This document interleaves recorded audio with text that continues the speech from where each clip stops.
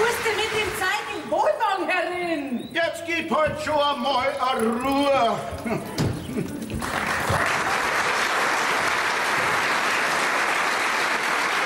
Da macht man einmal im Leben einen Anglerurlaub. Und du moserst und meckerst die ganze Zeit bloß rum. Ha, sag einmal. Urlaub nennst du sowas? Für dich vielleicht, ja? Aber ich hock den ganzen Tag in dem depperten engen Wohnwagen rum. Ich hab dir schon 100-mal gesagt, ich möchte ans Wasser. Herrschaftszeit, du bist doch am Wasser. Mein Gott, na. Wasser nennt er diese trübe Brühe, wo einem schon in aller Früh Tausende von Mückengeschwader überfallen. Freilich, freilich. Die gnädige Frau müssen ja dauernd in der Ferne umeinander schweifen, nicht? Exotisch möchte man's gern haben. Die heimischen Seen und Gewässer, die tun's ja nicht mehr.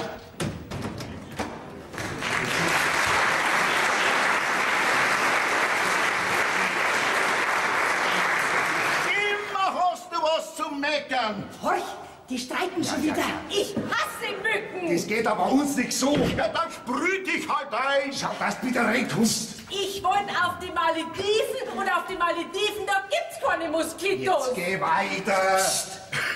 Oh, jetzt haben sie aufgehört. Schau, dass dein Kron wieder rein tust. Oh Gott, du musst die Augen nach ohren.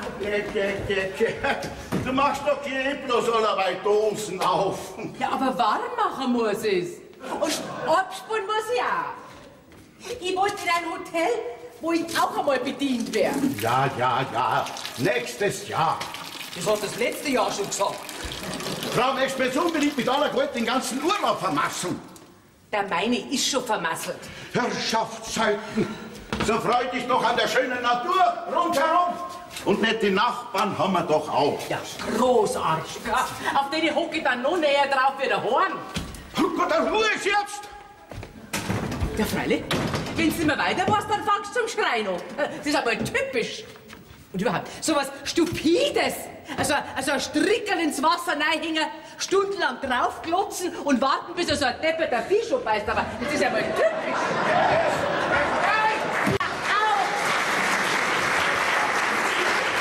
Typisch ein. Die eine meckert den ganzen Tag, ja, und die bringt die Neugier noch mal um. Du gehst jetzt da rein und da bleibst. Aber ich wollte doch bloß... Und trau dich raus.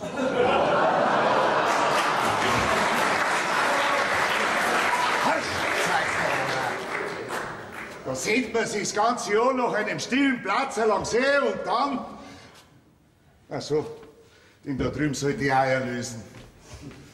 Herr Sterzler? Seid Sie soweit? Selbstverständlich bin ich soweit, Herr Nachbar.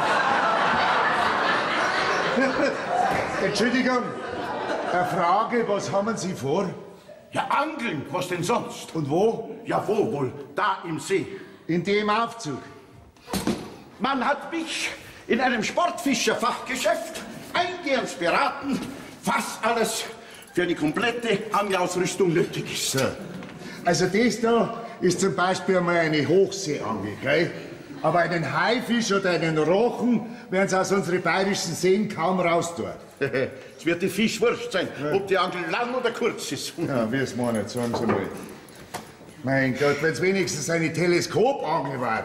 Teleskop, so ein Schmarrn. Ich will doch angeln und nicht zum Mond aufschauen. Naja, wie es meinen. Und was wollen Sie mit der Hosen da? Damit ich nicht nass werde, wenn ich ins Wasser warte. Daher auch der Name Warthose. Wir warten aber nicht ins Wasser. Wir sitzen ganz gemütlich am Ufer, verstehen Sie? Haben Sie Hockerl dabei? Ich brauch doch Hockerl nicht. Was? Ich hab selber noch Standfestigkeit genug. Naja, wie es meinen. Aber einen Kescher werden Sie doch haben. Ha? Ein Kescher? Mein Mo, Sie werden doch irgendwann einmal eine Fischerprüfung gemacht haben. Ja, logisch, aber das ist halt schon eine Zeit lang her, gell? Ach so, verstehe ich, ja. Also ein Kescher ist... Halt. Selbstverständlich weiß ich, was ein Kescher ist. Verständlich, ja. Mausi, haben wir einen Kescher dabei? Ein was? Ja, du wirst doch wissen, was ein Kescher ist. Das ist so eine Art Netz mit Löchern und rund, verstehst? Ein Nudelseier habe ich dabei. Komm.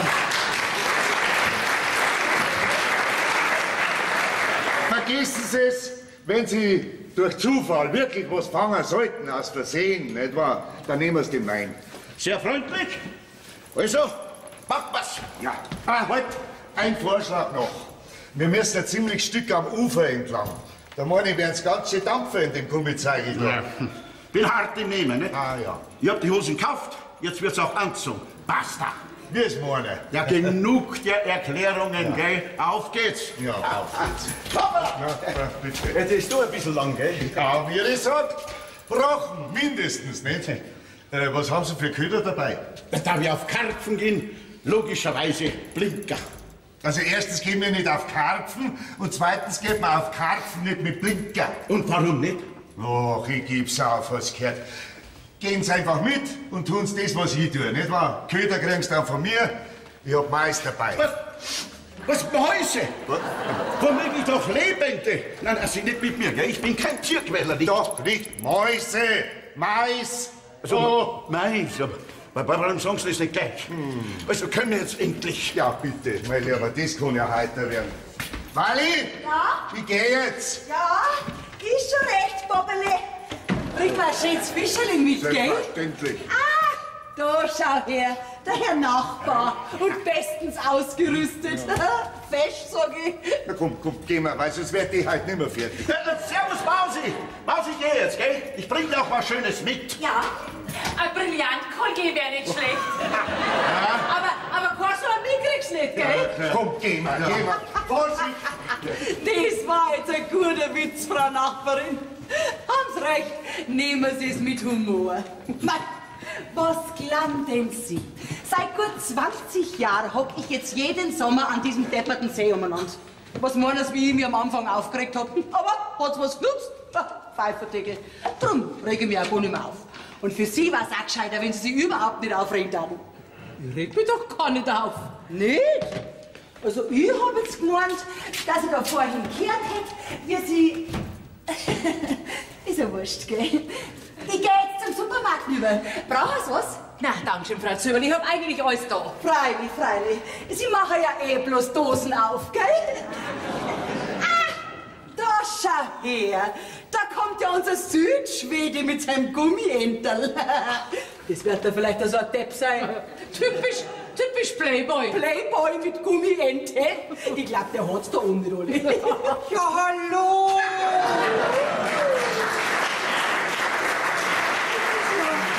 Ja, einen wunderschönen guten Tag, die Damen. Na, gehen wir wieder ins Wasser? Ja, das ist mal anzunehmen, ne? Gestatten, Heinrich Hösler. Es freut mich ungemein, Sie an diesem Platz hier anzutreffen. Ja, wir's meinen. Wie Sie meinen. Ein nettes Ental haben's da. Wirklich sehr originell. War das nicht, dass für Sie gescheiter war, wenn's Schwimmflügel hier da dann Wie bitte? hintun täterten? Wieso? Ja, ich will doch nicht fliegen. Na, wie man, Sie taten heute nicht so auffallen damit, gell? Ja, warum? Ja, zu Ihrer Information, meine Damen, ich kann natürlich schwimmen. Okay. Ich bin sogar staatlich geprüfter und international anerkannter Rettungsschwimmer. Baywatch an der Ostsee. Ja, und dieses Entlein ist ja sozusagen nur just for fun. Wenn Sie verstehen, was ich meine. Sie. Jo, damit kann ich so wunderbar auf dem See herumdümpeln und relaxen. Na, und mit dem Auffallen habe ich gar keine Probleme. Jo, ich empfehle mich den Damen. Vielleicht sieht man sich ja mal wieder. Ja, nee. Sie, Moment einmal.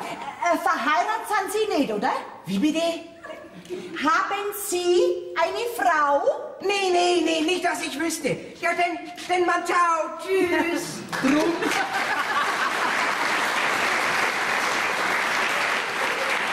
Das ist doch ganz klar, warum der das Anteil dran hat. Ja, der will auffallen. An dem ist ja sonst nichts dran. Den darf man ja glatt übersehen. Sehen's, Frau Zöberl. So stelle ich mir eine gute Nachbarschaft auf dem Campingplatz vor. Die Männer verstehen sich, weil sie das gleiche Hobby haben und wir vertragen uns auch, gell? Und Sie brauchen überhaupt keine Angst haben, Frau Sterzel. Ich kümmere mich um rein gar nichts, gell? Also ich wahre die Intimsphäre von einem jeden. Ich mein, wo kann man denn da auch hin, gell? Wenn man so eng aufeinander hockt. Braucht es wirklich nichts? Na, Frau Zöberl, wirklich nicht, danke schön. Ja. Aber hinterher braucht es mir fein nicht mehr kommen, gell? Gott, na, wie soll ich die Frau bloß 14 Tage lang aushalten? Ja, was mache ich jetzt den ganzen Tag? Das ist vielleicht Fahrt, glaubst du das? Ach was, ich nehme meinen Badeanzug und stürze mich in die Fluten. Bleibt mir ja nichts anderes über. Mama! Papa!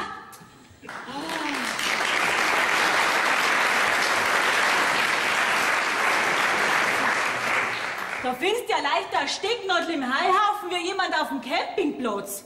Mama! Papa! Ja? Sind Sie vielleicht da? Ja? Ach, Gabi! Mama, grüß dich. Grüß dich! Ich hab schon geglaubt, ich find dich nie mehr. Ja, was ist denn los? Wo ist denn der Paul? Hör mal bloß mit dem auf. Ich will den Menschen überhaupt nie mehr sehen. Ja, ist schon recht. Das haben wir alles schon mal gehabt. Jetzt beruhig dich zuerst einmal, gell? Nein, Mama, diesmal ist ernst. Du kannst dir gar nicht vorstellen, wie mich dieser Mensch gedemütigt hat. Was hat er denn schon wieder gemacht? Nur zum Beispiel. Neulich waren wir wo eingeladen. Eine wirklich gute Gesellschaft. Ich hab mein neues Cocktailkleid angehabt. Weißt du, die Schwarze da mit dem Federschall rum in Pink. Es hat echt super ausgeschaut. Du, dann wo er, dieser Banause, zu die schwarzen Schuhe weiße Tennissocken anzieht. Das musst du dir mal vorstellen. Ja, und? Mama, ist das dein Ernst? Weiße Tennissocken? Das ist doch schon seit Jahren total out. Ich habe ihm in aller Ruhe gesagt, Paul, habe ich gesagt, diese Socken kannst du nicht anziehen. Und habe ihm sogar noch eigenhändig schwarze aus dem Schrank. Glaubst du, der hätte die angezogen? Es ist ihm wurscht, was in und was out ist. Und er ist halt einmal kein so gestylter Playboy-Typ. Dann hab ich ihm gesagt, ja, natürlich schon ein bisschen lauter, dass ich mich nicht blamieren will mit ihm. Du, dann schreit mich der an. Wenn du dich mit mir blamierst, dann bleib ich halt daheim. Zieht sie aus, sitzt sie hin und rührt sie nicht mehr. Ja, und dann haben wir zum Streiten angefangen. Und sowas nennst du tiefgreifende Probleme? Also, jetzt sag bloß, du hilfst zu ihm. Dann kann ich ja gleich wieder gehen. Ach, Schmarrn. Aber ich glaube halt einfach, dass du auch nicht ganz unschuldig bist. Du, Was musst du dann jetzt machen? kann ich ein paar Tage da bleiben? Ich möchte ihn nicht gleich wieder sehen. Ich hab mir gedacht, nie mehr. Mindestens ein paar Tage nicht. Freilich kannst du da bleiben. Aber ein bisschen eng wird's halt werden da drin. Und ganz ehrlich gesagt, bei uns weht im Moment auch ein bisschen ein scharfer Wind. Okay. Angelurlaub. Du, ich verblöd schon langsam in dem Wohnwagen da drin und er vergnügt sich mit seinen Fischern. Aber Mama, solange es keine Backfischer sind. Wieso seid ihr denn eigentlich nicht in einem Hotel? Von da aus hätte der Papa doch auch angeln können. Er muss doch am Busen der Natur sein. Der unmittelbare Hauch von Freiheit muss umwehen. Du, und das ganze Graffe, das hättest du mal sehen sollen, das der mitgezogen hat. In jedem anständigen Hotel hätten sie uns dann ausgeschmissen. Du Mama, ich hätte da so eine Idee. Na, bitte verschon mich du mit deinen Ideen. Die haben mich, den Papa und dein Paul schon manchmal zur Verzweiflung gebracht. Bitte erwähne diesen Namen nicht mehr in meiner Gegenwart. Nein, ich hab mir gedacht, wir wären das, wenn wir zwei einfach verschwinden und so 1 bis 2 Nächte in ein Hotel gingen. Was, in ein Hotel? Ja, du, das war aber gar nicht so schlecht. Frau Sterzel? Oh, die Frau Zöberl, komm, schnell einer, dass uns nicht sieht. Frau Sterzel? Ja. Sind's da? Ja, ich bin da, aber ich habe jetzt leider keine Zeit. Ja, macht ja auch nichts. Frau Sterzel, ja. Was ich sagen wollte, Tomaten brauchst du heute keine kaufen, gell? Wollt man dir doch so kleine Schusser für 2,85 € dran. Aber dem hab ich was verzeiht. Warum, hab ich gesagt, sag ich, klamm den Sie, hab ich gesagt, dass die Tomaten so rot sind, sag ich, hä? Weil sie sich schämen, hab ich gesagt. Gut, haben's ganz schöne. Ja, ein Stück 89 Cent. gibt's halt heute einen Gurkensalat. Mengs, nicht doch eine, Frau Sterzel? Nein, danke schön, Frau Zögerl. Wirklich nicht, und ich habe jetzt auch leider keine Zeit. Entschuldigung, bitte. Ja, das haben sie schon mal gesagt. Meine Güte, hier sind wir vielleicht die Richtigen. Im Urlaub am Campingplatz und keine Zeit haben. Typisch. Mama, die Luft ist rein. Komm. So, mein lieber Mann. Halt, meine, wärst du ganz schön dumm aus deiner Warthose schauen. Ja, wirklich, sie ist was Besseres. Solltet auf die Malediven fahren? Aber nein, hockt ja an dem bläden See umeinander wie alle wie wir. Aber die Nasen da oben drum haben. Ich hab jetzt keine Zeit. Aufdackelte Hähne, aufdackelte. Mausi! Mausi! Mausi, ich bin's!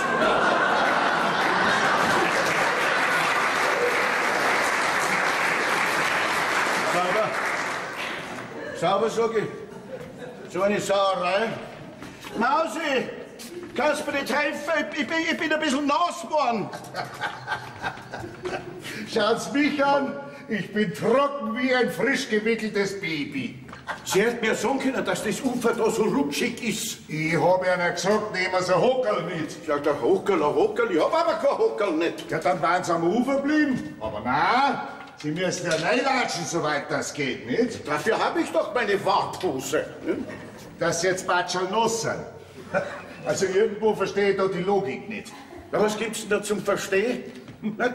Ich bin ausgerutscht und damit basta. Ja. Übrigens, Sie hätten mir auch helfen können, nicht? Um mich ans Ufer ziehen. Wissen Sie, wie schwierig das ist, wenn man die Hosen voll hat? Nein.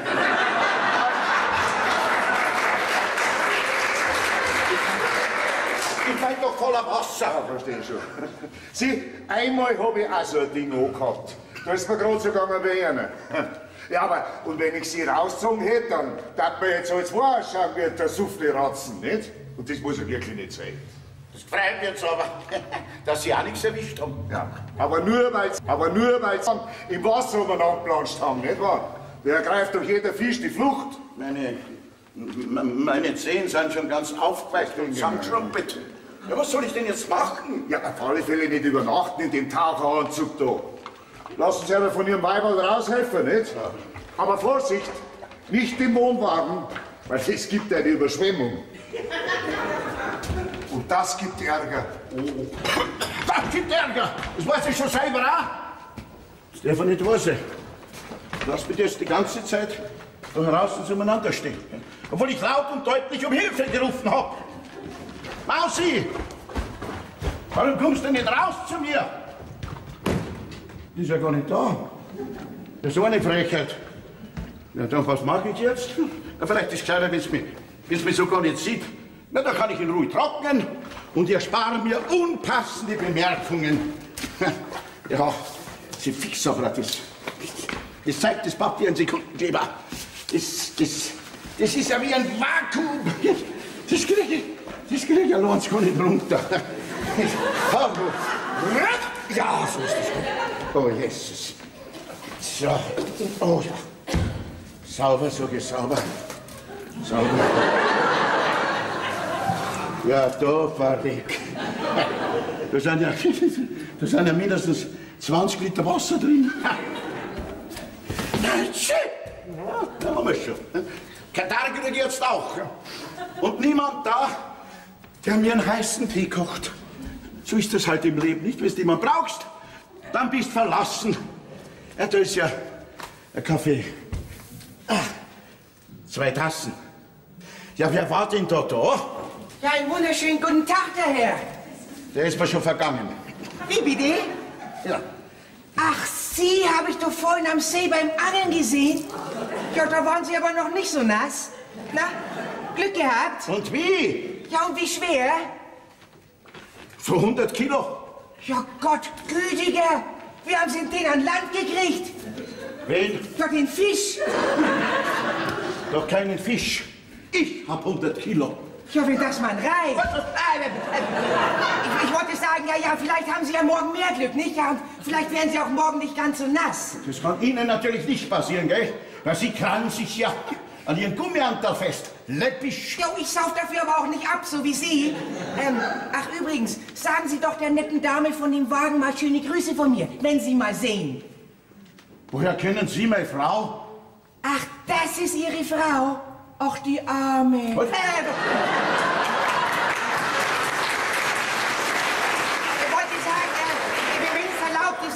Ich hatte bereits das Vergnügen, ne? Jo, ich empfehle mich dann mal, ne?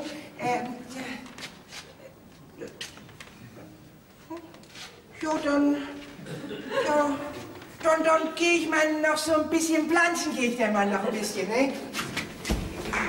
Aber das baut mir jetzt vielleicht auf. Und wer unverschämt, der grinst dort. Moment einmal, 2 Tassen. Ja, dann hat ja am Ende er und Sie. Na, wart, dies Mama, der Playboy, dem werde ich schon die Luft rauslassen. Aus seiner Gummienten. Hallo! Hallo! Also, wenn Sie jetzt da nicht sind, dann gehe ich wieder. Hallo! Ja? Entschuldigung, aber ich suche jemand. Wen suchst denn? Ja, Sie nicht. Mein Gott, das könnten Sie auch ein bisschen freundlicher sagen. Ich hab auch nicht auf Sie gewartet. Bitte? Such es halt weiter. Entschuldigung, aber ich suche schon so lang. Ja und? Ich bin halt ein bisschen nervös. Was meinst du, wie wurscht mir das ist? Was ist das für eine Giftnudel, hä? Naja, schauen wir mal, wer da rauskommt. Hallo! Ja, was ist denn? Paul! Du! Ja, was machst denn du da? Ja, Gott sei Dank. Ich bin schon am Rande von einem Nervenzusammenbruch. Die Pfeifen an der Information, die haben mir nicht sagen können, wo ihr seid. Sag mal, was ist denn das für eine Organisation? Ja, das freut mich jetzt aber, dass ihr uns besucht. Ja, wo ist denn die Gabi? Ich bin allein da. Ach ja? Soll das heißen? Ja, wir haben wieder einmal gestritten. Öfter mal was Neues. Ich will ja wirklich nichts gegen deine Tochter sagen. Aber einen sturen Dickschädel hat die, der ist doch nichts zu übertreffen. Den hat sie von ihrer Mutter. Sie muss und muss Recht behalten, auf Biegen und Brechen. Es ist zum Wahnsinnigwerden. Kenn ich. Wegen Kleinigkeiten fängt sie zum Streiten an. Und das nennt sie dann Ausdiskutieren. Ja. Ich sag das, vor lauter Ausdiskutieren kommen wir jetzt ja gar nichts anderem mehr. Ja, darum bringt sie ja keinen Nachwuchs zusammen, gell? Ich glaub schon fast selber. Glaub mir's. Ich hab mit Engelszungen auf sie eingeredet. Aber sie schaltet einfach auf Durchzug. Ja, kenn ich. Ja. Du, das Ganze hat sich dann irgendwie hochgeschaukelt. Du, und jetzt kommt der allerdickste Hund. Packt sie einfach ihre 7 Sachen und haut ab. Ja? Was sagst du jetzt da dazu? Hä? Nix. Die meinige ist auch nicht da. War sie vielleicht da? Ja, gerade vorher schon noch. Was? Die Gabi? Nein, die Irmi. Ach so, sag's halt gleich. Ach, ist mir auch wurscht. Soll ich doch hingehen, wo sie will? Ich will sie nie mehr wiedersehen. Okay, so lang. Muss ich dich schon fragen, was machst denn eigentlich du da? Irgendwann muss sie wieder heimkommen, oder? Und dann bin ich nämlich nicht da. Okay, wo bist denn da? Bei euch natürlich. Ach so, ja, ja freilich. Also, meinetwegen. Ist schon weg. Und sie war wirklich nicht da? Nein. Da schau her. Da, diesen Wisch da hat bei mir hinterlassen. Obwohl ich ihr gesagt habe, dass ich ihr was mitbringe. Bin demnächst wieder zurück. Aha. Na schau her, die deinige schreibt wenigstens demnächst. Hast also noch Hoffnung? Meinige, die schreibt ja gar nichts. Mein Gott, und ich renn ja noch nach wie ein Hunderl. Häng die Zunge raus und lechze nach einem guten Wort. Keine. Ich sag das ehrlich, wenn ich geahnt hätte, wie anstrengend so eine Ehe ist, ich glaube, ich hätte es sein lassen. Was glaubst du, wie oft ich schon bei dieser Erkenntnis angelangt bin? Ja, nur ein Beispiel. Gerade erst passiert. Ich komme müde und erschöpft von einer langen, schwierigen Anglertour zurück. Bin los bis auf die Haut, durchgefroren. Wegen mangelndem Erfolgserlebnis frustriert. Freue mich auf eine liebevolle Zuwendung, was dann heißen Tee, etc., etc. Na, was finde ich vor? Eine leere Hütten und diesen Wisch da. Jetzt frage ich dich, mein lieber Schwiegersohn. Muss sein Mann dazu heiraten? Nein, muss er nicht. Ist aber noch nicht alles, gell? Pass auf, seit Jahren freue ich mich auf einen Anglerurlaub. Kauf mir eine Angelausrüstung, freue mich wie ein Bub. Was macht sie? Sie mosert und meckert die ganze Zeit bloß rum. Nichts passt ihr. Ein Fisch mag sie sowieso nicht. Dabei habe ich noch gar keinen gefangen. Ja. Und dann die vielen Nöten, die es hier gibt. Ja, und die Nachbarschaft behagt ihr nicht. Und jeden Tag muss sie eigenhändig eine Büchse Ravioli öffnen und sogar erwärmen. Stell dir einmal diese Zumutung vor. Du bist ja ein Unmensch. Ja, langsam glaube ich das schon selber. So lange wird Ihnen das eingetrichtert, dass er wie eine Gehirnwäsche. Aber Paul, schau. Schuld sind wir selber, weil wir nicht auf den Tisch schauen. Ja, ich glaube, das habe ich auch versäumt. Nein, du hättest eine Chance noch, wenn du endlich zeigst, wer der Herr im Haus ist. Ja, aber schau, genau das wollten wir eigentlich nicht. Wir wollten eine faire Partnerschaft. Probleme in Ruhe lösen, einander zuhören. Ja, sie redet und du hörst zu. Glaub mir's. Ich liebe sie wirklich, die Gabi. Mein Gott, warum ist das alles bloß so schwer? Ich versuche doch erst gar nicht darüber nachzudenken. Du weißt, ich mag deine Schwiegermutter. Du meinst deine Frau? So kann man es auch sagen. Ja, ich liebe sie wirklich. Und darum stinkt er mal so, dass sie mich gerade heute in der schweren Stunde so allein da sitzen lässt. Ja, aber jetzt Schluss mit dem Selbstbemitleidungsschmarrn. Ja, wir sind doch harte Männer, nicht? Wir wissen doch, was lang geht. Wir lassen uns doch nicht wegen so einer Weiberlaune aus der Bahn werfen. Ja, wer sind wir denn? Ja, ich weiß nicht. Und wer meinst du, dass da abräumt und abspült, ha? Ich nicht. Jetzt spülst du mal selber ab. Ah, moi, da schau her. Guten Abend, die Herren. Ich muss da nur machen. Das ist erlaubt, dass ich wieder zusitze. Ja, das ist unser Anglerexperte. Aber erwischt hat der halt auch nichts. Ich lach morgen drüber, gell? Ja, was sehe ich denn da? 2 ausgewachsene Mannsbrüder und schlappen einen Kaffee. Ha? Ah, da muss sofort Abhilfe geschaffen werden. Das, weil das kein Saufgelage wird, gell? Alte, schneid ab. Ich kenn die. Ja, ich die ja. Ja, mein Lieber, da seht ihr's, Mann. Wir sind eigentlich alle miteinander Leidensgenossen, gell? Entschuldigen Sie schon, aber bei der räumlichen Enge auf so einem Campingplatz, da bleibt's nicht aus, dass man manchmal ein bisschen was mitkriegt, gell? Also, Prost. Prost. Und jetzt machen wir gerade mit Fleiß mit diesen 3 Flaschen Bier ein zünftiges Saufgelage, gell? Ja. Ja, das ist der Paul, mein Schwiegersohn. Ja, das haben wir schon gedacht. Freut mich. Okay, jetzt lassen Sie den Kopf nicht so hängen. Sieh, wenn Sie mal so lange verheiratet sind wie ich, dann regt Ihnen nichts mehr auf. Und schon gleich gar nicht, wenn die Frau Gemahlin einmal für eine Zeit lang von der Bildfläche verschwindet. Der hat doch mildert die Umstände, der ist doch jung verliebt. Und der glaubt halt, Tag und Nacht ist noch Jubel und Frohlocken. Ja. Oh, mein. Diese Illusion hat man mir schon lang genommen. Oha. Ich muss ein bisschen vorsichtig sein, weil meine Alte hängt mit den Ohrwascheln schon wieder am Fenster. Prost. Na, danke. Ich trinke normalerweise kein Bier nicht. Mal berührend. Er trinkt kein Bier. Du schaust ihn da und so nervös auf die Uhr. Wir gehen noch nicht ins Bett. Ja, das war ja nur das Schöne. Es geht doch nichts über eine gemütliche Männerrunde. Prost! Prost! Erich, sei mir nicht böse, aber ich hab keine Ruhe nicht. Ja, vielleicht ist die Gabi schon daheim und wartet auf mich. Ich meine, es könnte ja sein. He? Du Abtrünniger, du! Sieh, nur nicht die Weiber nachlaufen, weil das vertragen's nämlich nicht. Ich lauf hier doch nicht nach. Ah, ja. Nein, ich gehe einfach ganz langsam heim und... Ja, und wartest schön brav ab und wann das liebe Weiberl wieder zum häuslichen Herd zurückkehrt. Erich, eines musst du mir versprechen. Auf unsere Männerehre. Sollte die Gabi vielleicht da auftauchen, du sagst keinen Ton, dass ich da war. Ich bin doch kein Waschweib. Schwöre.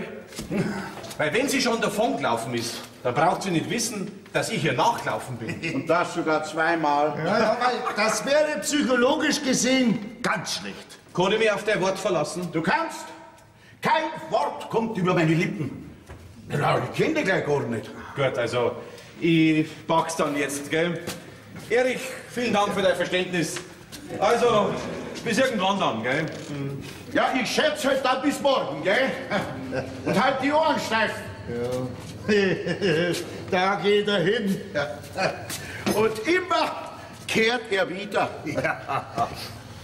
Sagen Sie mal, Herr Nachbar, wann ist mir eigentlich auch einmal so blöd? Wir sind's heute noch.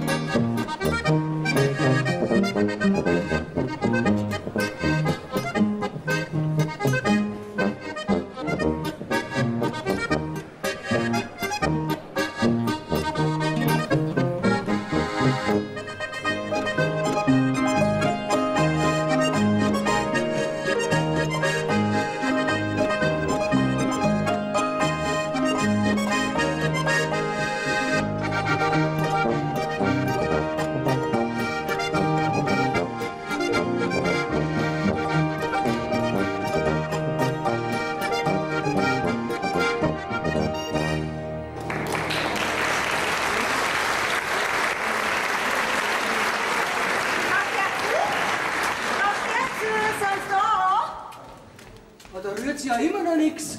Das gibt's doch nicht. Das schaut doch gerade so aus, als wenn die ganze Nacht nicht daheim gewesen war.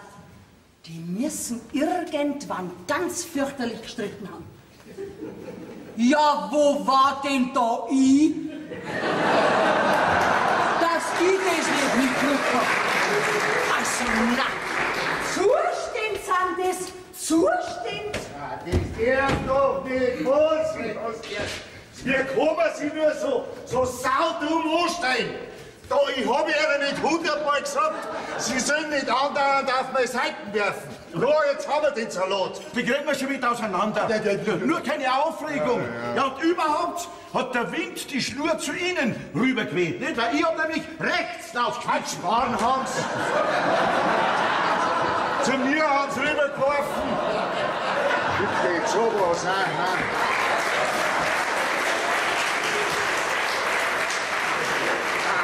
Wie sie mir der Milch so tappig anstellen kann. Jetzt sind sie nicht so rum da. Das muss man vorsichtig auseinander tun, nicht?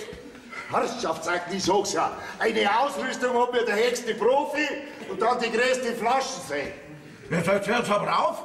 Deshalb brauchen Sie nicht gleich so persönlich werden, nicht? Nur weil Sie die läppischen Schnee ein bisschen verwickelt haben. Ich bin jetzt stocksauer. Mein Gott, war das schön, wie der Platz da noch frei war. Da haben wir mich nicht mit so einem Stümper da rumschlagen müssen. Und gefahren hab ich auch was. Ja, dann steigen Sie ja doch mit Ihrer damischen Angel hin, wo Sie wollen. Ist mir ehrlich, aber ich muss mir nicht stundenlang Ihre gescheiten Bemerkungen anhorchen. Da hab ich nämlich meine Frau dazu. Was ich suche, das sind ruhige und friedliche Stunden. Was ist denn? Ruhige und friedliche Stunden am Busen der Natur. Ungestört von störenden Einflüssen und Geräuschen. Sprich nicht was rein. Ach, so ist es. Ja, was meinen denn Sie, was ich suche? Da, schauen Sie, dass die Angeln auseinanderbringen. Und ab morgen suche ich mir an diesem vermaledeiten See einen Platz, wo Sie mich bestimmt nicht finden. Hoffentlich! Ein Buckel rutscht man unter. Ja, wo fange ich jetzt da an? Sie fix noch mal. Die kriegt doch nie auseinander. So verheddert ist die Schnur. So eine saublöde Idee. Anglerurlaub. Ach, das sind Sie ja. Sie Dösbaden, Sie. Das sehen Sie doch das mal an. Ja, das haben Sie doch mit Absicht gemacht, Sie Unmensch, Sie. Jesus, der Gummientenheini. Ich hab gar nichts gemacht, gell? Mit Absicht schon überhaupt nicht. Ja, haben Sie keine Augen im Kopf? Ja, sehen Sie sich doch das Mann an. Na und? Die Luft ist heraus. Ja, und die geht auch nicht wieder rein, weil Sie in Ihrer Dusseligkeit mit Ihrem Angelhaken auf brutalste Weise eine nicht zu schließende Wunde in das unschuldige Entlein geschlagen haben. Ja, lassen Sie mal sehen. Ja, da. Oh je, die Arme, gell? Gott sei Dank blutet sie nicht. Sie also für Honigpiepel lassen Sie sich auch noch. Ja, haben Sie mich denn nicht gesehen, wie ich da so friedlich nichts Böses ahnend auf dem See dahin gleite? Sie sind ja nicht zum Übersehen mit diesem Ungetüm da. Nicht? Bedauerlicherweise hat der Wind die Schnur zu Ihnen hinübergeweht. Nicht? Seien Sie froh, dass ich die Enten erwischt habe und nicht Sie persönlich. Also, jetzt muss ich Ihnen schon mal sagen, gell? Was glauben Sie, wie läppisch so ein erwachsenes Mannsbild ausschaut mit so einem Gummiantel? Sie reden Sie nicht von Sachen, die Sie nicht verstehen. Ich habe, wenn ich so ausdrücken kann, eine gewisse persönliche Beziehung zu dem Tierchen. Ja, man hängt halt an so einem Viecherl, gell? Wir haben einmal einen Hund gehabt. Harro hat der geheißen. Aber der war nicht aus Gummi, gell? Und das ist und bleibt eine Gummienten. Ja, ich kaufe Ihnen eine neue. Damit ist für mich der Fall erledigt. Bin ich fertig? Darf ich mich setzen? Ja, von mir aus. Ja, aber da. Dankeschön. Wissen Sie, das ist nämlich eine längere Geschichte. Ja, mir pressiert's nicht. Ich hatte da nämlich mal eine Liaison. Was, Sie haben einen Sohn? Nee. Ich hatte ein Tete-a-Tete. Was haben's? Ja, eine Beziehung. Ach so. Ja, ein reizendes Wesen. Hatte mich tief beeindruckt. Und sie hat mir dann auch Clotildchen hier geschenkt. Und wir verbrachten damit unvergessliche Urlaubstage am Meer. Ach, Sie ahnen ja gar nicht, wie viel Spaß wir hatten. Was mit der Enten? Mit was für Tanten? Mit dieser Ente. Ach so, ja, unter anderem. Naja, das sind halt dann die Erinnerungen. Ja, aber Erinnerungen hat man doch im Kopf. Die kleben noch nicht an so einem Gummizeug da. Sagen Sie mal, kommen Sie einer da nicht ein bisschen blöd vor, wenn Sie den ganzen Tag mit so einem Gackerl gelben Drum da umeinander stolzieren? Mache ich denn damit wirklich so einen lächerlichen Eindruck? Ja, das darf ich schon sagen. Ich hab selber gehört, wie sie hinter Ihnen herkichern. Vor allem die weiblichen Strandgäste. Da schau hin, sagen, schau hin, da kommt auch wieder der Gummientenheini. Gott gütiger! So bescheuert sehe ich damit aus. Naja, sie hat auf mich auch immer einen etwas dämlichen Eindruck gemacht. So als ob sie ununterbrochen grinsen würde. Ja, aber ganz bestimmt bloß über Sie. Nun denn, Clotildchen. Da ein letzter Flug. Und tschüss, Erinnerungen. Halt, Moment einmal. Da ist eine Mülltonne, da können Sie das entsorgen, nicht bei mir da, gell? Und wenn Sie so umeinander stehen, dann könnten Sie mir helfen, diese verhedderte Schnur da zu entwickeln. Ja, das sieht ja mal übel aus. Wie haben Sie denn das gemacht? Zum Dummfragen brauche ich niemand. Wenn die Frage gestattet ist, Ihre reizende Gattin habe ich seit mindestens gestern nicht mehr gesehen. Stellen Sie einer vor, ich auch nicht. Das kommt mir für langsam verdächtig vor, dass Sie sich dauernd nach meiner Gattin erkundigen. Ja, jetzt werden Sie doch mal nicht albern. Ein Bayer wird nicht albern, sondern höchstens grantig. Und das kann jetzt gleich passieren. Ja, aber wieso denn? Ich habe doch nichts gemacht. Was? Gerade das sind die Verdächtigen, die da so harmlos und heimlich umeinander schleichen. Ja, aber ich schleiche doch nicht und verkneifen sich ihre Anschuldigungen und Verdächtigungen. Ach, ich habe es, weiß Gott, nicht nötig, mir dergleichen bieten zu lassen. Ich empfehle mich. Halt! Da, nehmen Sie einen Gummisack wieder mit. Da weiß man ja wieder, wo man ist, was? In Bayern. Du norddeutscher Preis, du Preisischer.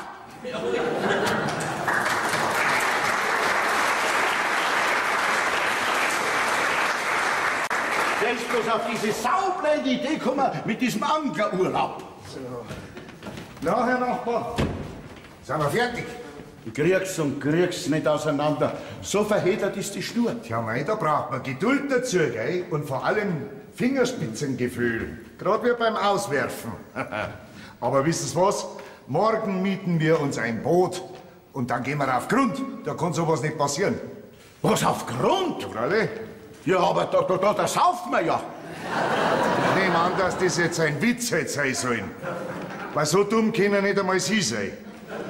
Geh, gib's mir das Zeug da. Ich sitze hinterm Wagen, da habe ich meine Ruhe. Dankeschön.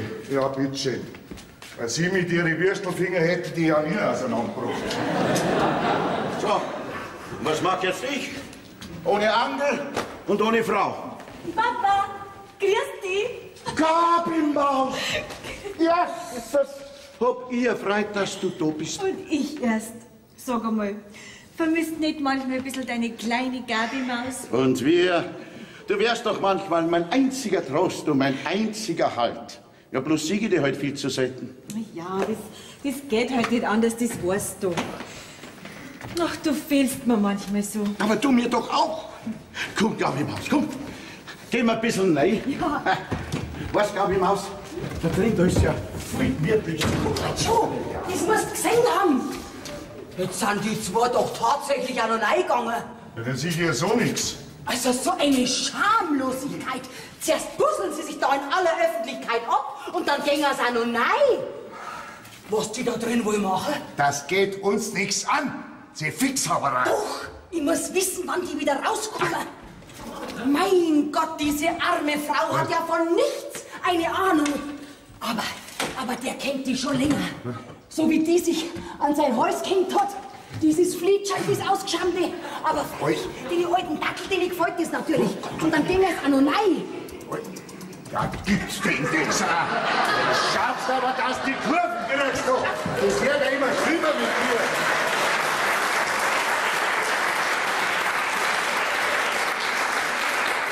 Kapierst denn du gar nix? Der hat eine Freundin und die zwei sind allein da drin. Ja, und? Ja und? Hast denn du gar keine Fantasie mehr? Ja, deine Fantasie beschränkt sich auch bloß auf fremde Leute. Und was der Sterzel da drin tut oder was er nicht tut, das geht uns einen feuchten Dreck an. Und schrei nicht umeinander. Freilich, halt's nicht zusammen, ihr Mannsbrüder, gell? Seid alle miteinander Schlawiner. Na, jetzt steigst du aber ab, gell? Hab ich jemals eine Freundin gehabt? Hab ich dich jemals betrogen? Ich Depp.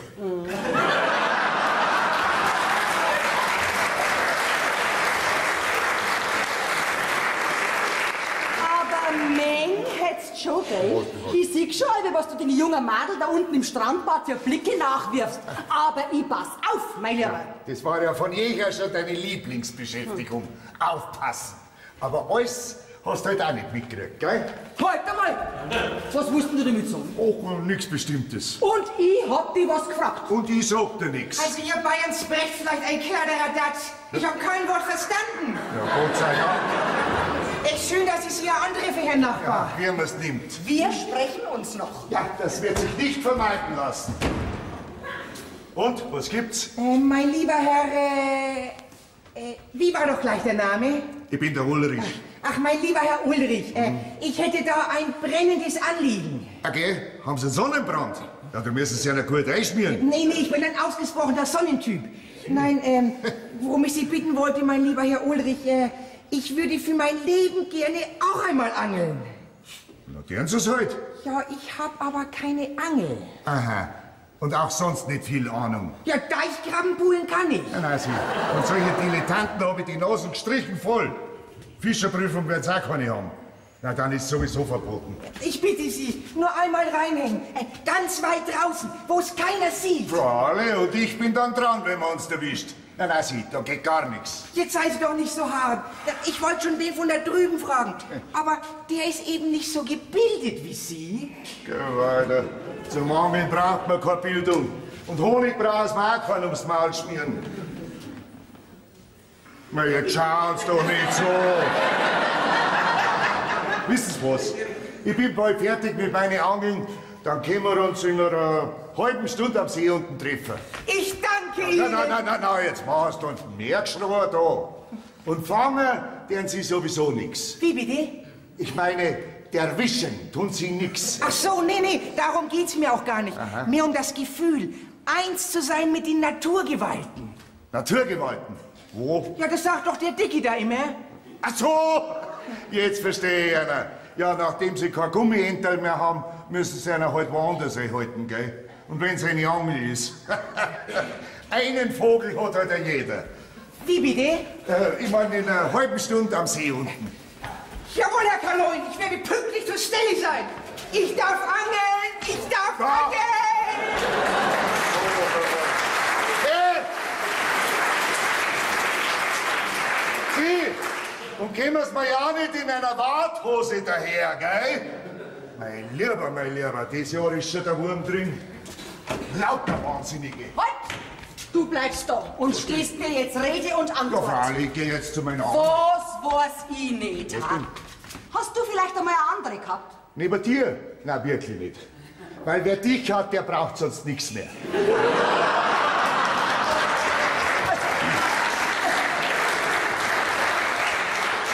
Soll das vielleicht wieder eine Beleidigung sein? Aber nein, Weibelein, ich will dich doch nicht beleidigen. Nein, was ich sagen wollte, das Leben an deiner Seite war so ausgefüllt für mich, dass ich nie auf den Gedanken gekommen wäre, auch nur einen ungehörigen Blick zu wagen. Komm, red doch keinen Schmarrn. Du hast schon mehrere ungehörige Blicke gewagt. Ja, aber es ist immer bei den Blicken geblieben. Ich schwöre. Naja, also. So deppig, wie du dich anstellst, da glaube ich dir das sogar. Weil du hättest dich ganz bestimmt verraten. Na eben, schau, bei meiner Ehrlichkeit hätte ich doch gar nicht so hinterlistig und verschlagen sein können. Ja, aber was redest du denn dann so dappert? Ich wollte wissen, ob du nur ein bisschen eiferst. Moment einmal. Wie war denn das eigentlich bei dir damals mit deinem Herbertle? Was? Das war ganz was anderes. Ja, was steht das denn da so, hä?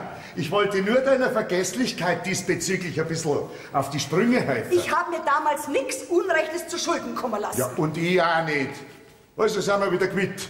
Also, sind wir wieder quitt. Na also, dann kann ich jetzt in Ruhe und Frieden meine Angeln entwirren.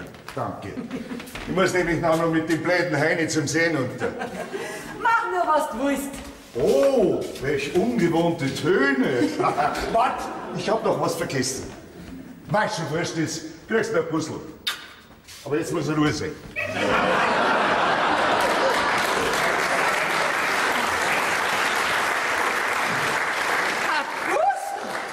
Dann hat er ja doch ein schlechtes Gewissen.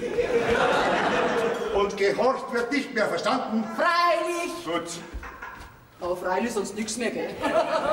Das Einzige, was mir im Leben noch Spaß macht, hat ich mir verbieten lassen. Ja, wahrscheinlich hat er recht. Die kommen ja schon wieder. Alle haben recht. So, jetzt macht ihr keine Sorgen mehr. Schließlich wird ja alles wieder in Ordnung kommen. Ich bin ja auch noch da. Gott sei Dank weiß ich immer wohin. Danke dir recht schön. Also dann, Pfirti. Wenn's passt, schau ich noch mal vorbei. Und Petri heil. Du, nicht frech, gell? Nicht frech! Also, Vierte, komm heute bald wieder. Wenn's da passt. Mein Gabelmaus. Dich, wenn ich nicht hätte. Freilich, wenn's passt, gell? Wenn die Frau nicht daheim ist. Mein Gott, wer hätte das gedacht? So ein netter und sympathischer Mann. Ja, aber schuld sind ja bloß diese Flitscher, gell? Die Herren den Eier auf, bis sie einen rumgekriegt haben. Ja. Und unsere alten Deppen, denen gefällt das.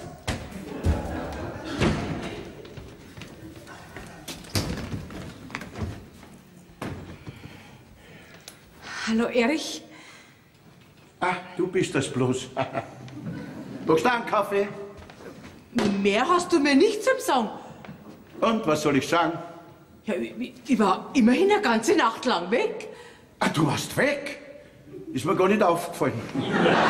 Also, da bleibt mir doch gleich die Spucke weg. Und du hast dir nicht einmal Sorgen gemacht. Na, warum?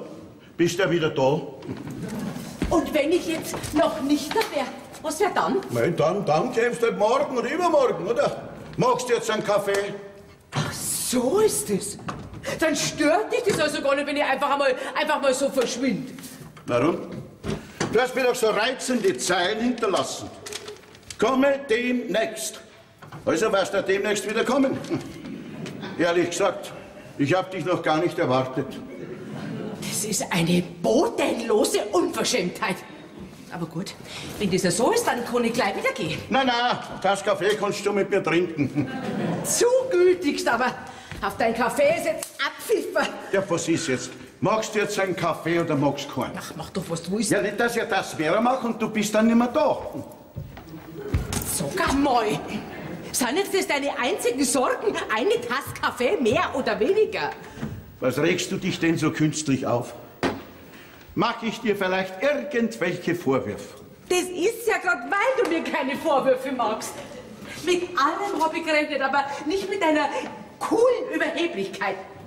Ich habe gedacht, du schreist mich an, du möchtest wissen, wo ich war. Und? Wo warst du? Das geht dir gar nicht so. Jetzt nicht mehr. Na, siehst das. Ich mag jetzt einen Kaffee. Du wage nicht noch einmal das Wort Kaffee zu erwähnen. Hättest mir ja vielleicht nur zum Beispiel einfach so in den Arm nehmen können und sagen, dass du froh bist, dass ich wieder da bin. Hätte ich, wollte ich aber nicht. Und warum nicht? Das kann ich dir ganz genau sagen. Weil das eine bodenlose Frechheit ist, dem Ehemann so eine Wicht zu hinterlassen und dann einfach zu verschwinden. Sag einmal, habe ich dir irgendeinen Grund gegeben zu so einer hirnlosen Aktion? Sprich, na, sag lieber nix. Weißt du, was man das nach dem Gesetz heißt? Böswilliges Verlassen heißt man sowas. Und ich ahnungsloser Trottel. Ich komme müde, erschöpft, hungrig, durchnässt heim, freue mich auf eine liebevolle Begrüßung. Und was finde ich vor? Diesen Wisch doch. Hab ich das vielleicht verdient? Jetzt kannst du was sagen, wenn dir was einfällt. Aber Erich, ich wollte doch nur... Ja, und ich wollte auch nur einmal einen friedlichen, beschaulichen Anglerurlaub an einem stillen Platz mit dir. Ja, was habe ich? Ein ewig keifendes, giftspritzendes Weib. So schlimm ist jetzt auch wieder nicht. Ach, du erwartest von mir, dass ich vielleicht vor lauter Glückseligkeit in die Knie gehe. Nur weil wir dann geruhen, bei mir mal wieder aufzukreuzen. Nein, nicht mit mir, gell? Nicht mit mir! Ich hab mich halt geärgert. Weil ich den ganzen Tag nichts anderes her als wir angeln und fischen und Köder und Haken. Und jetzt liegen die Würmer im Kühlschrank sogar noch direkt neben der Wurst. Das war mir einfach zu viel. Und wegen solch einer Bagatelle verlässt du einfach deinen Ehemann. Du, das ist aber traurig, gell? Das ist sehr traurig. Wo warst du überhaupt? Das ist jetzt auch schon wurscht, jetzt bin ich ja wieder da. Ja, muss jetzt öfter mit so pubertären Ausrutschern rechnen. Ich glaub nicht. Hab ich dir nicht doch ein bisschen gefällt? Wieso ist leicht unterdrehen?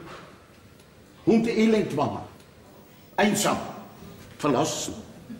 Schön, dass du das sagst, Erich. Lass dir sowas ja nie wieder einfallen. Ist das klar? So, und jetzt mache ich uns einen Kaffee. Warte, geh mit rein. Nein, da bleib nur heraus, weil sonst kriegen wir halt keinen Kaffee mehr. Wie meinst du das? Die Nacht ist nicht nur zum Schlafen da. Du bist vielleicht einer. Ich weiß.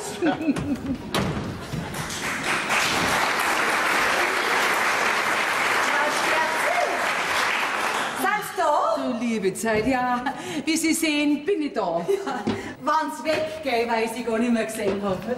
Naja, manchmal muss man die Ketten schon durchbeißen gehen. Naja, und die Mannsbrüder sind ja auch immer so beschäftigt mit irgendwas. Manchmal fällt es einem gar nicht auf, wenn man nicht da ist. Stellen Sie sich vor, mein Mann ist schon aufgefallen, dass er nicht da war. Der hat mich sogar vermisst. Okay, da schau her. Das war mir jetzt gar nicht aufgefallen. Was wollen Sie damit sagen? Ach, nichts Bestimmtes.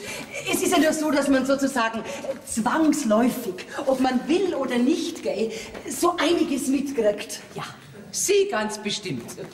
Aber wissen Sie, Frau Zimmermann, eigentlich interessiert mich das gar nicht, was Sie alles so mitkriegen. Ja, das glaube ich jetzt wieder nicht, weil Sie ja gar nicht wissen, was ich mitgekriegt habe. Ja, Sie werden schon so lange keine Ruhe nicht geben, bis wir es erzählen können. Stimmt's? Also im Prinzip kann es mir ja wurscht sein, was Ihr Mann so treibt. Was soll denn das? Mein Mann treibt nix. Und jetzt rennt schon endlich, bevor es noch dran ersticken. Also eigentlich geht mich das Ganze ja gar nichts an, gell? Aber sozusagen aus nachbarschaftlicher Freundschaft bin ich Ihnen das ja quasi schuldig. Was denn? Er hat andere. Wer? Ja, wer schon? Ihr Mann, der schöne Erich. Jetzt hören Sie aber auf, gell? Ja, genau das habe ich mir auch gesagt. Wann hören denn die endlich einmal auf? Aber nein, hier mitten in aller Öffentlichkeit hat sie das Flitscherl an sein Häuschen gehängt. Und er hat's abtatschen, überall, wo er es noch gerade erwischt hat. Und dann hat er noch gesagt, dass sie sein einziger Halt und sein einziger Trost ist. Das darf doch nicht wahr sein. Genau das habe ich mir auch gedacht. Das darf doch nicht wahr sein, wo doch der so eine nette und liebevolle Frau hat, die ihn so treu umsorgt und er lässt sich von seinem Flitschalter verführen. Aber das Schlimmste kommt ja noch. Was? Wie es einer da draußen anscheinend zu brenzlig geworden ist, da sind die miteinander da drin verschwunden. Was? In unserem Wohnwagen? In unserem Wohnwagen. Ich war natürlich in Ihrem Wohnwagen. Mein Gott, Frau Sterzel, Sie tun mir ja so leid. Aber Sie müssen jetzt der bitteren Wahrheit schonungslos ins Auge schauen. Am besten hauen Sie gleich zum Teufel. Wie hat das Weib gut ausgeschaut? Nein, wie es alle ausschauen. Jung, sauber, muss ich schon sagen. Ja, meine Frau Sterzel, gell. Ab einem gewissen Alter können wir Ehefrauen halt einfach nicht mehr mithalten. Haxel hat die gehabt, so gerne. Haxel, die haben wir gleich gar nicht mehr aufgehört, so lang war die. So was gefällt unsere Männer halt besser. Ja, tut mir leid, Frau Sterzel. Da können Sie halt nicht mehr mithalten.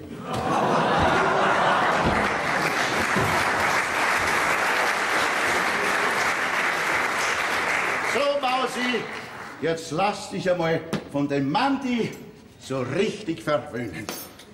Mit einer Tasse Kaffee wird es aber nicht gehen. Aha, dann also doch des brillanten Collet, was du dir schon so lange wünschst. Ich glaube nicht, dass das langt. Aber dann ist was Gröberes passiert. Also jetzt sitzt sie schon hier. Schau, ich hab den Kaffee extra stark gemacht, so wie es du gern magst. Das ist ja gleich zu viel der Fürsorge. Du hast ein schlechtes Gewissen. Ja, warum denn ein schlechtes Gewissen?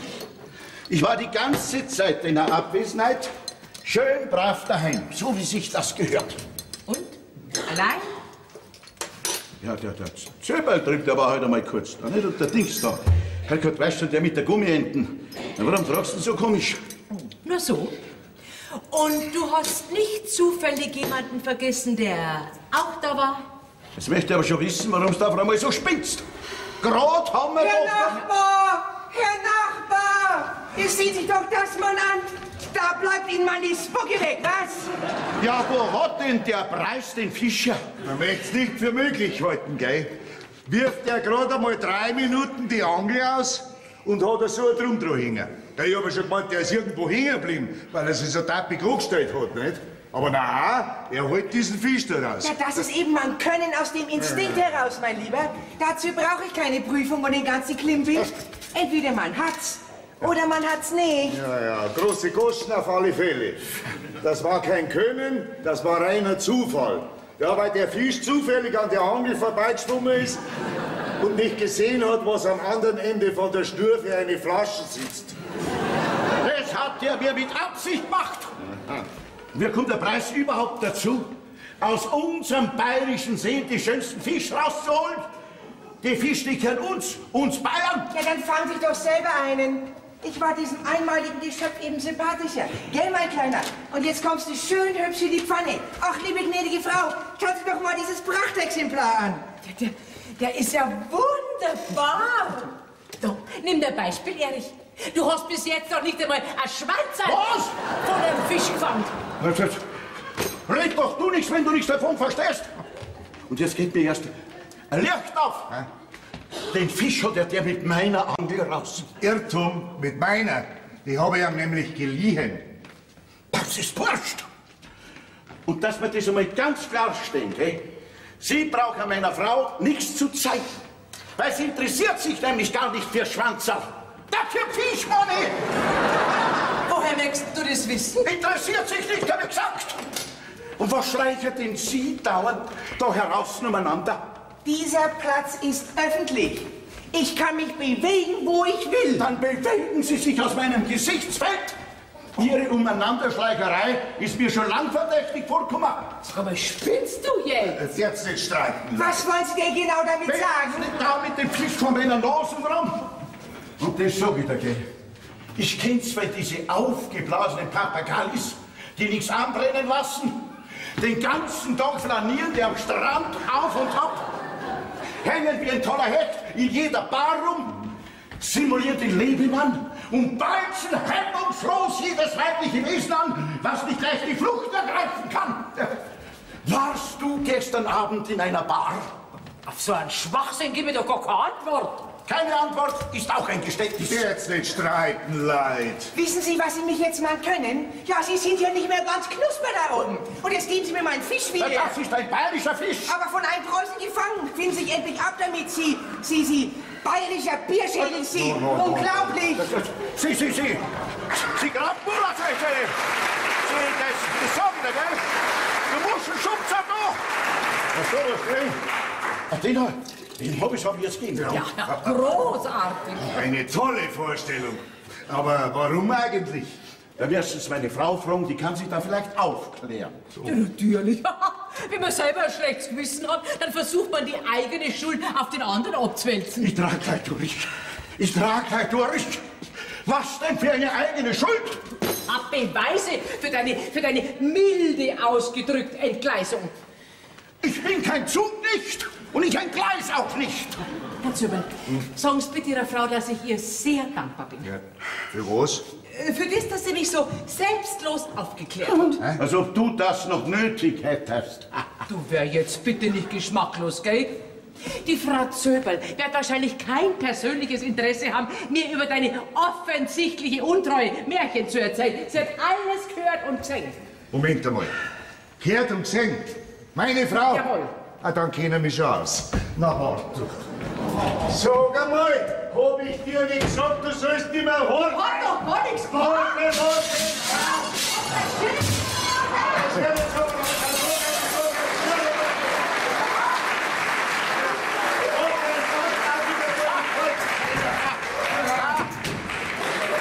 Jetzt haben's zugemacht, gell? Schon. Bei denen ist vielleicht was los. Komm, Mausi, geh mir rein. Du wirst doch nicht im Ernst glauben, dass ich mit dir nur da reingehe. Nein. Ich schlaf heute Nacht da heraus. Ja, sag einmal, war das jetzt alles dein Ernst, was du da gesagt hast? Und oh, du hast mich doch auch verdächtigt, dass ich mit diesem komischen Gummientenheini da was am Hut hätte. Nein, mein Lieber, solange da nicht sämtliche Unklarheiten beseitigt sind wir zwei geschiedene Leute. Bitte? Wenn du unbedingt weiterspinnen willst. Ja. Aufblasen kannst du selber. Wünsche angenehme Ruhe. Ich möchte jetzt eine Erklärung. Da gibt's nichts zu erklären und nichts aufzuklären. Ach ja, und wegen der Mücken.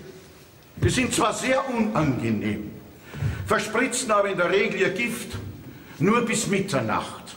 Frauen hingegen ihr ganzes Leben.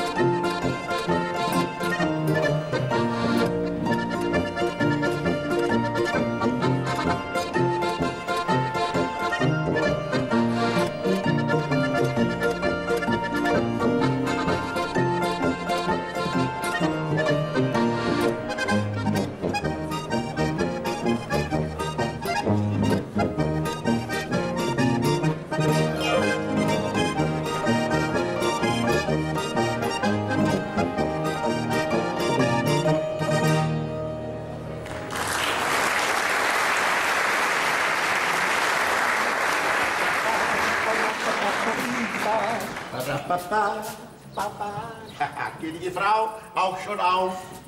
Na, wie war die Nacht? Wunderbar. Endlich hat einmal niemand neben mir geschnarcht. Da war das Quaken der Frösche direkt erholsam. Dann möchte ich nicht länger stören. da geh ich gleich wieder angeln. Grüß euch. Ja, Paul! Paul! Du schon wieder?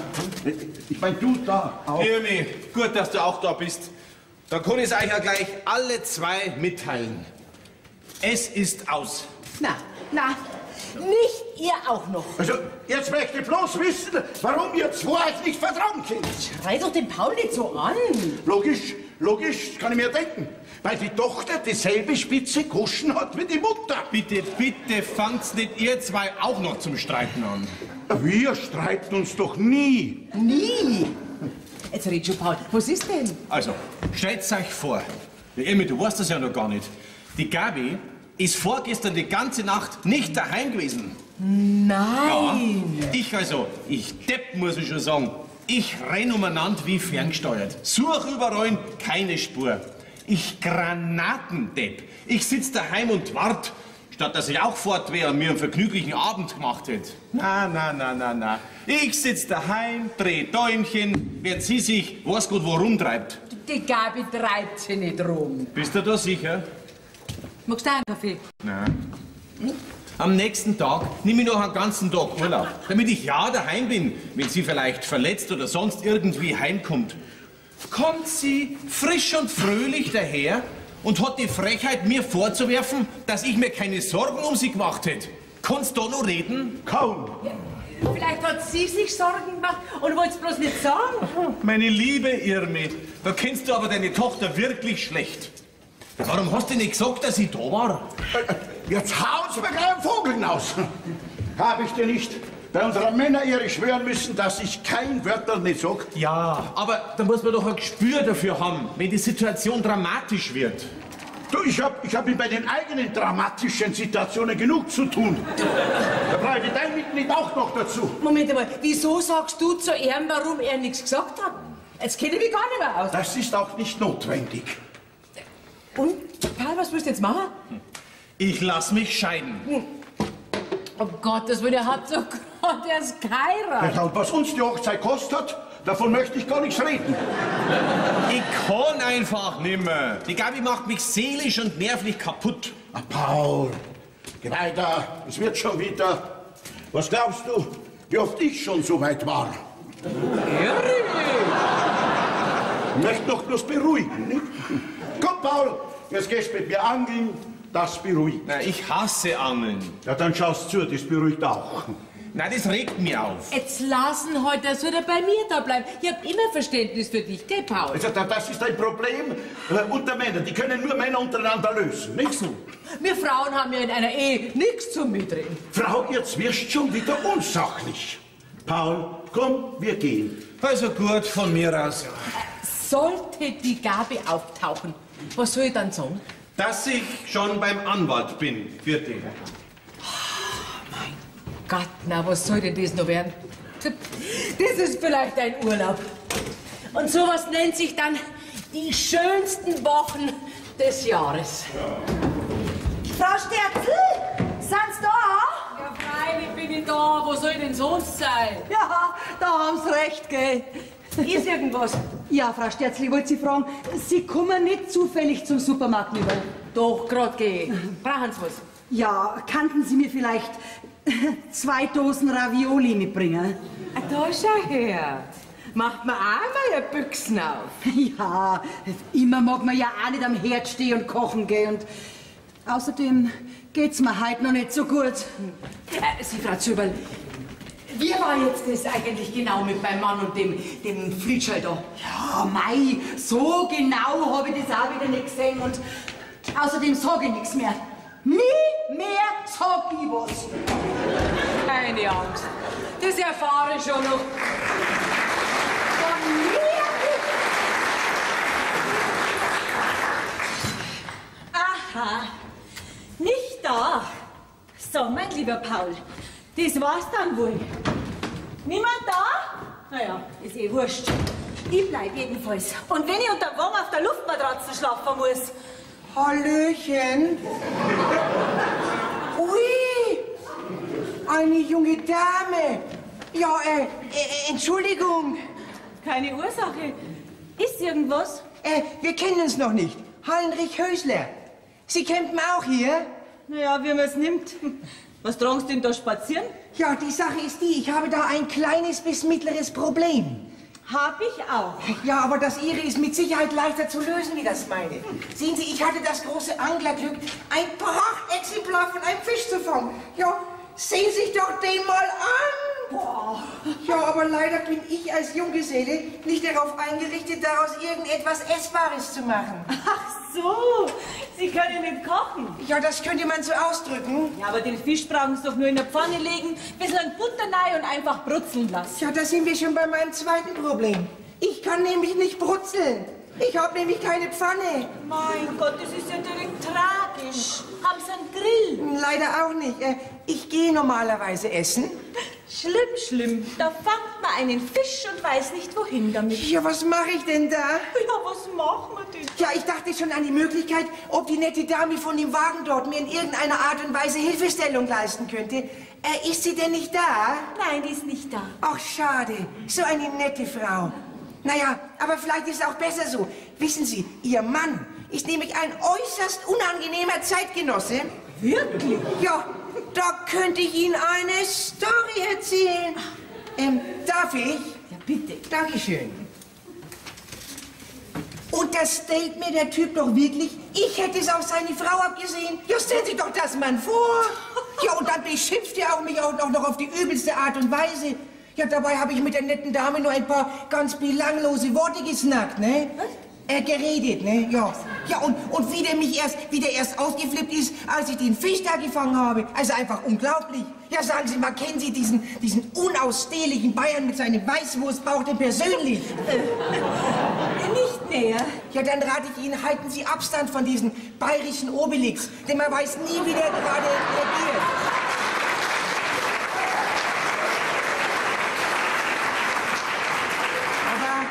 Aber Sie bleiben doch hoffentlich länger, ja? Unbestimmt.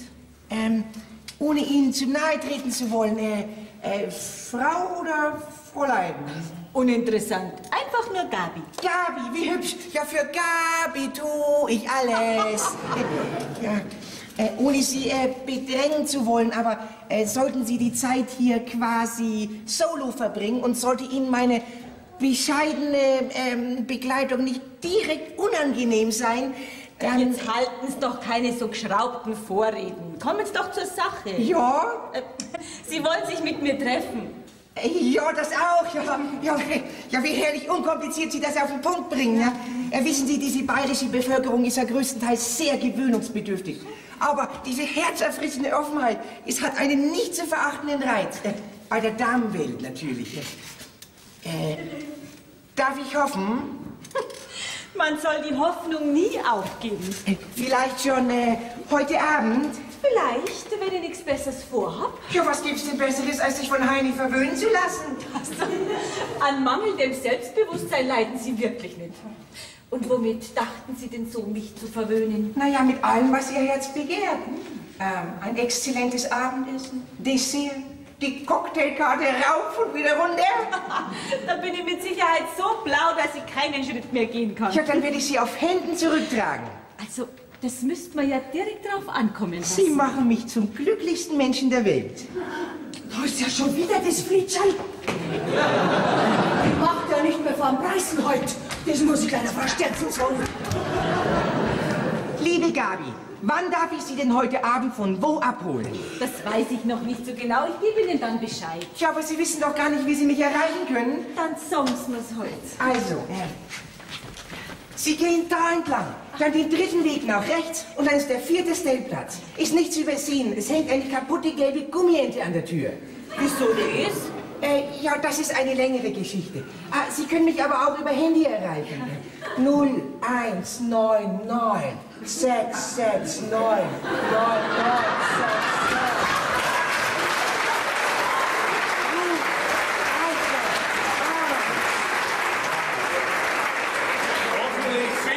Angelkiste, grüß Gott. Guten Wo Tag. hat er jetzt gesagt? Gabi! Paul! Was will denn dieser Mensch von dir? Ja, entschuldigen Sie mal, ich bin kein Mensch. Ja, da haben Sie recht. Sie sind ein Und außerdem gehört es sich nicht, in ein intimes Gespräch zu platzen. Sie pflegen sie. Intim? Oh, Entschuldigung. So ist es also. Nein, so ist es nicht. Wie soll es auch anders sein? Wo und wann auch immer ein Bayer auftaucht, gibt es immer nur Probleme. Ja. Die kannst du gleich haben, die Probleme. Nee, lieber nicht. Fräulein Gabi, ich warte dann auf Ihre Nachricht. Ich empfehle mich. Ein bisschen plötzlich. So lassen Sie mich doch vorbei. Gängers heut um mich rum und nicht durch mich durch? Bayernschreck aufblosen. Wow! Paul! So, Frau Sterzel, da kommen wir's. Schauen Sie mal selber, da ist das Flitschall wieder. Und da ist ja noch einer dabei. Mama! Hä? Ja, langsam mal. Meine Frau ist doch kein Flitschall nicht. Hoffentlich. Ha? Dieses nette junge Fräulein bezeichnet Sie als Flitschall, also Frau Zöberl. Aber Frau Sterzel, das müssen Sie doch selber sagen. Gestern Ihr Mann, heute dieser Gummientenheini da und der da womöglich auch noch. Aber Frau Zöberl, das ist doch meine Tochter. Ja, und natürlich auch die von meinem Mann. Wer ist das? Ihre Tochter? Täuschen Sie ja da nicht?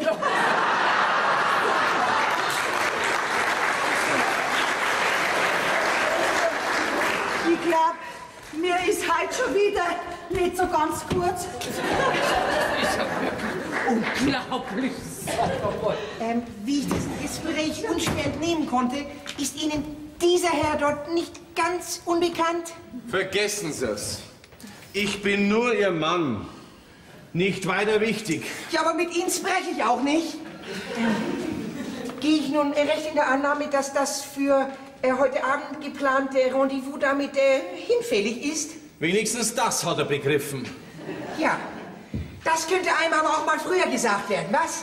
Ja, da weiß man wieder, wo man ist. In Bayern!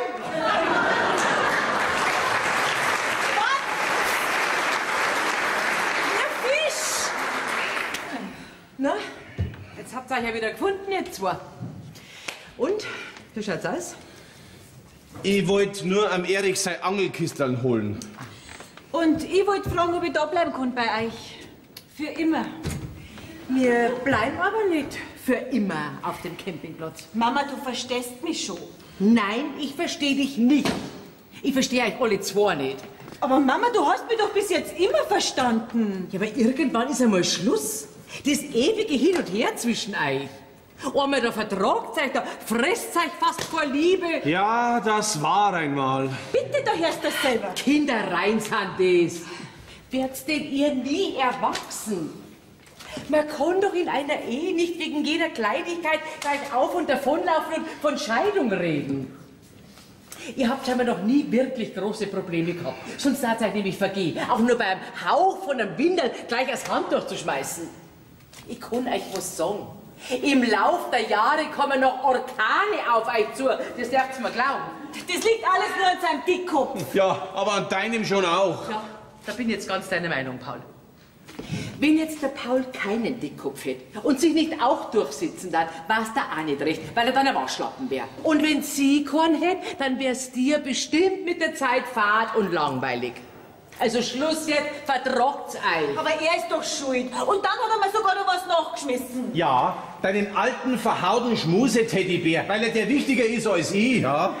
Und was bitte, was magst denn du, ha? Du schmeißt den Aschenbecher in unseren schönen neuen Glasschrank rein.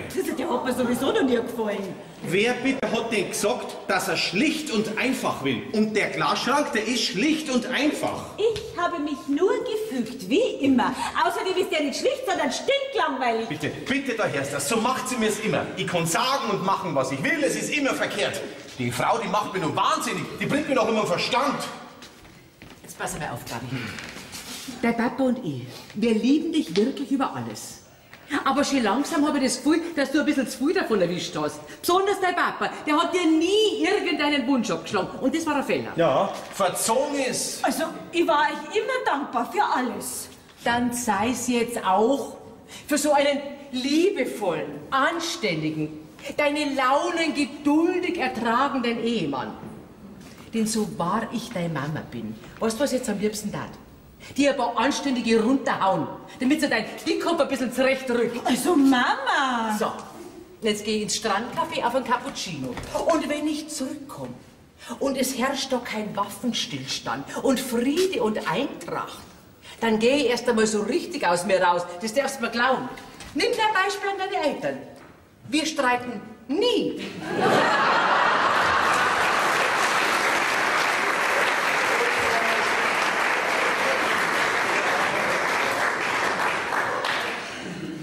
Willst du nicht auch hinsetzen?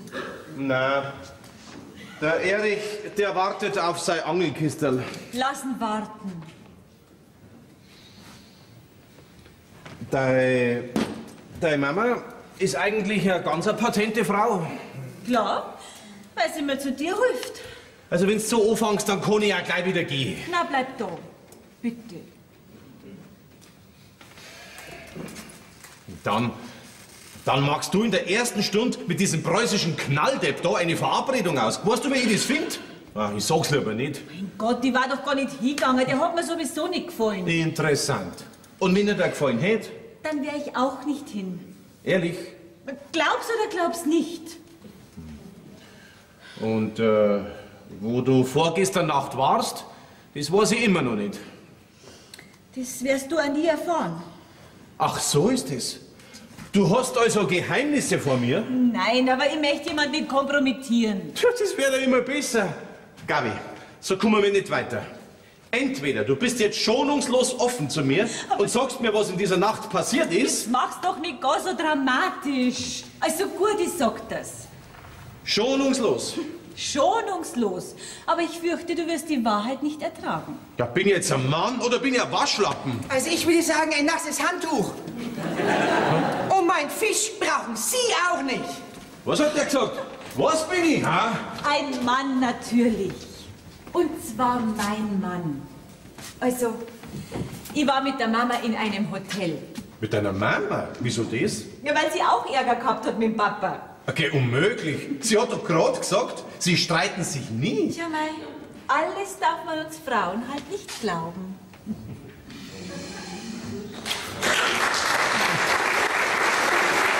Schatzer, Entschuldige, aber dein Papa, der wartet auf das Kistel da. Lassen warten. Hallo, ihr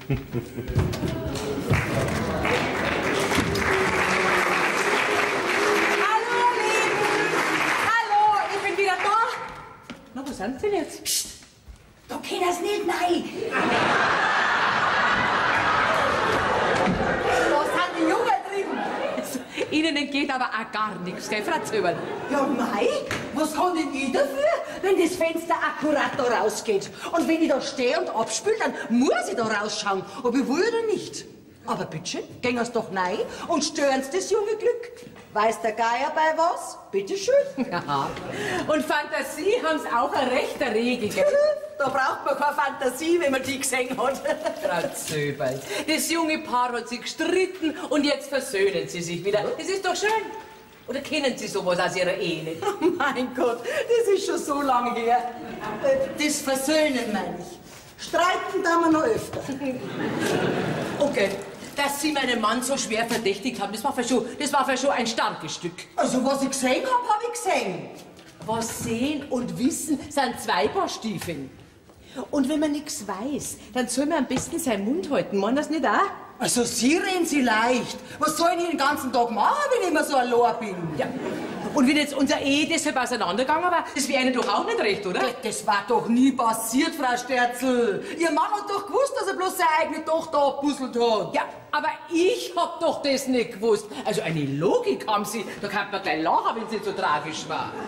Sind Sie jetzt wieder gut mit ihm? Ach, woher denn? Wie er halt in der Früh weg ist, hab doch ich noch nicht gewusst, dass das Fliegschall da meine Tochter ist. Tut mir leid, Frau Sterzel, das wollte ich nicht. Ich hab mit meinem Mann sowieso einen Mordskrach, deswegen. Der hat mir vielleicht einen ganz schönen Marsch blasen. Dabei hab ich's doch bloß gut gemeint. Ja, Schwan drüber. Wollt ihr einen Kaffee? Oh ja, gern. Aber wo wollen Sie den herbringen?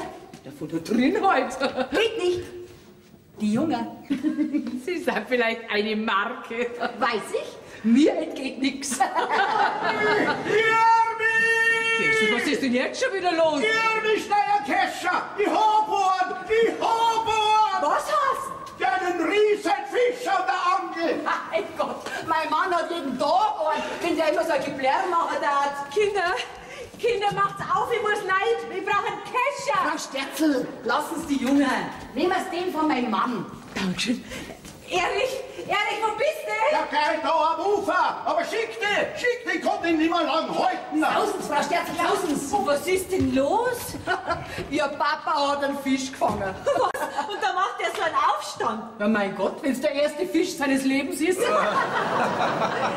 Also, Sie sind wirklich ein nettes Paar. So ein Glück! Das ist so ein Glück! Jetzt hast du weg! Mir tut der Arm schon weh! Ja.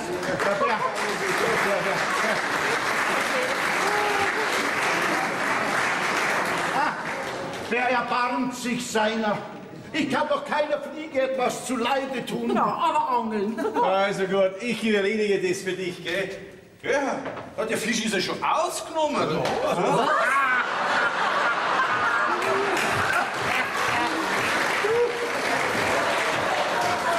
Das ist aber eine komische Fischart, ha? Ja. Und da ist ja auch ein Zettel auch noch dran an dem Fisch. 14 Tage Anglerurlaub. Was ist denn? Nichts gefangen, nur geschwommen. Drum hab ich den Fisch gleich ausgenommen. Ja, dieses Prachtexemplar hab ich aus ihrem bayerischen Seen geklaut. Als Wiedergutmachung hab ich eine Languste aufgetaut. Ja, Fischerkönig sind sie leider nicht geworden. Trotzdem sagt Petri Hein, der Gummientenheini aus dem Norden.